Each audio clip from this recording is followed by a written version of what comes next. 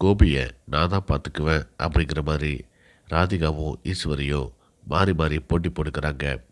அதுவே அவங்க ரெண்டு பேத்துக்கு இடையில் பெரிய சண்டை உருவாகிறதுக்கு காரணமாக இருக்குது. இதை பார்த்து கோபி ஹாஸ்பிட்டல் போயிட்டு வீட்டுக்கு வராரு.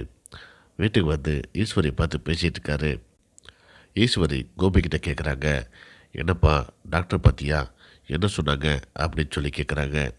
கோபி சொல்கிறாரு, ஒன்றும் இல்லைம்மா, எனக்கு ஸ்ட்ரெஸ்ஸு அதிகமாக இருக்குதான். இப்படியே ஸ்ட்ரெஸ்ஸு அதிகமாக போணுச்சுன்னா ஒரு கட்டத்தில் எனக்கு உயிருக்கே ஆபத்தாயிரும் அப்படின்ட்டு டாக்டர் சொல்லியிருக்காருமா. ஸ்ட்ரெஸ் இல்லாமல் பார்த்துக்கங்கன்ட்டு டாக்டர் சொல்லியிருக்காருமா அப்படின்ட்டு கோபி சொல்கிறாரு. இப்போ என்னப்பா பண்ணுறது அப்படின்ட்டு கோபி கேட்குறாங்க. ஒன்றும் செய்ய வேண்டாமா, நீங்கள் எதுவுமே செய்யாமல் எதுவும் பேசாமல் அமைதியாக இருந்தாலே போதுமா. உங்களுக்கும் ராதிகாவுக்கும் இடையில் சண்டை வராது. நீங்கள் ரெண்டு பேரும் சண்டை போட்டுக்கிட்டிங்கன்னா எனக்கு தான் ஸ்ட்ரெஸ் அதிகமாகுது. இதனால் என்னோடய உயிருக்கே ஆபத்தாக முடிஞ்சிடும். அதுக்காகத்தான் சொல்கிறேன், நீங்கள் எதுவுமே பேசாமல் அமைதியாக இருந்தாலே உங்கள் பிள்ளை எந்த பிரச்சனையும் இல்லாமல் சந்தோஷமாக இருப்பாமா அப்படின்னு கோபி சொல்கிறாரு.